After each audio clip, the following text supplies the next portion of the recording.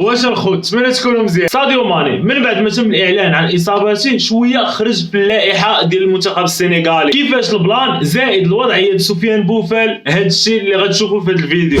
8 نوفمبر البايرن ضد هيرتا برلين ضمن منافسات البوندسليغا انتهت ب6-1 للبعبع البافاري، الا ان ابرز حدث ما كانش هو هذا، وانما في وسط الحدث خروج اسد التيرانغا ساديو ماني مصابا من دقيقه 20. خبر صاعق على الشعب السنغالي، وكان عارفوا المكانه ديال ساديو عند السنغاليين كشخص وعاد قيمته الفنيه وتاثيرها على المنتخب. اخبار ما كانش زوين حتى علينا حنا المغاربه عشاق الكره اللي كنكنوا احترام كبير لساديو، زائد نتعاطف مع كل ما هو افريقي بحال هذه المحافل الدوليه. الغد اللي تاكدت الاصابه من الحساب الرسمي بايرن، زائد انه لن يكون حاضرا في مباراه الشالك نهار السبت. جميع التقارير الدوليه اكدت ان ماني خارج المونديال. ثم بعد الاعلان عن اللائحه الرسميه والمفاجاه ساديو ماني ضمن القائمه. اوكي شخصيا اول ما شفتها قلت ممكن يديو على قبل غرف الملابس وباش الفريق يبقى مجموع والتحفيز بعضهم، ماني يحفزهم وحتى اللعابه يتقاتلوا من اجل ساديو ماني، راكم عارفين دوك الافلام. ولكن علاش غيضيعوا لاعب ويوليو لاعبين ب 25 واحد؟ كون كان الامر كذلك يقدروا يديو ساديو وما يحطوش في اللائحه بما انه ما غيلعبش. المهم اليوم صرح اليو سيسي مدرب المنتخب السنغالي ان من بعد الفحوصات اللي دارها فالخبر المفرح هو انه ما غيخضعش العمليه، وانهم صيفطوا الطبيب السنغال باش يكونوا على علم بالوضعيه. ثم فاطمه سامورا الكاتبه العامه للفيفا السنغاليه صرحات قالت بان غيشوفوا الاطباء الطبيعيين ولا دوك الاطباء التقليديين، لكن قالت ان ما متاكدينش وغيكون الامر معجزه الى الحق بالمونديال. اما الوسط السنغالي فراه متاكدين، كيقول لك خونا غيكون 100%. قال لك هذاك النوع ديال الاصابه اللي تصاب بها كيداويوها، وهنا فين بقات هاد الساعه. تخيل الى مشى حتى الحق بالمونديال ونجح هاد الشيء، راه غتنفجر هاد القضيه. وكيفاش اطباء متقدمين ما قدروش يعالجوه واطباء تقليديين استطاعوا. لكن الله يستر، كنتمناو ما توقعش لي شي حاجه خايبه بهذه الطريقه ديال المعالجه ويخاطروا بصحته. يبقى ماني يلا عنده 30 سنه ولا ما لعبش هذا المونديال، مازال عنده فرصه اخرى. روجي ميلا في مونديال 1994 شارك فيه وهو عنده 42 سنه. من غير هذا الشيء الكروي فكنتمناو ليه السلامه كشخص. المهم نتسناو ونشوفوا، حنا ما كرهناش الصراحه يلعب ما يعلم ولا. اليو سيسي قلق ايضا من اصابه اللاعب اللي كيلعب حدا كوليبالي. عبدو ديالو لاعب لايبزيج تصاب في التسخينات ديال الماتش اللي قبل فرايبورغ، ما لعبش الماتش. واللائحه عرفت ايضا غياب الظهيرين اللي شاركوا في الفينال والمباريات ضد مصر، المباريات ديال السد. بوناصار الظهير البديل المزراوي وبافار في بايرن. ساليوسيس اللي من بعد نهايه عقده مع نانسي الفرنسي بقى بدون فريق. تعيس الحظ جابتها لقيسه المونديال اهم وقت وبقى بلا فرق. ثم اخر حاجه قبل ما نبدا نصور هذا الفيديو قريت خبر اصابه اناحي في كسر في الانف وعنده شي انزعاجات في الظهر، في انتظار التاكيدات ديال هذا البلان. اما اللي اكيد هو بوفال من بعد ما رجع من الاصابه في اول تدريبات ديالو اليوم مع فريق اونجي ما كملش لونطرينمون، حس بشي الام في عضلات الساق، وغدا غيشوفوا اش عنده، واش يلعب الماتش ضد ليل نهار الحد ولا لا، واش حس بالالم بصح ولا غير كيتمرض. المهم كنتمناو يكون هذه الحاله الثانيه، حنا غنشوف. للتذكير راه الركراكي مخلي 4 اللعابه ريزيرف ما علنش عليهم الا كان شي طارئ، ونتمناو ما نوصلوش لهذا الشيء. وهذا ما كان في هذا الفيديو ديال اليوم. لا عجباتك شاركها مع صحابك، غدير مزيان وتهلا ليا في راسك. نشوفك في الفيديو الجاي، تحياتي. وخبر ما كان زوين حتى علينا حنا المغاربه عشاق الكره اللي كنكنوا كامل الاحتمال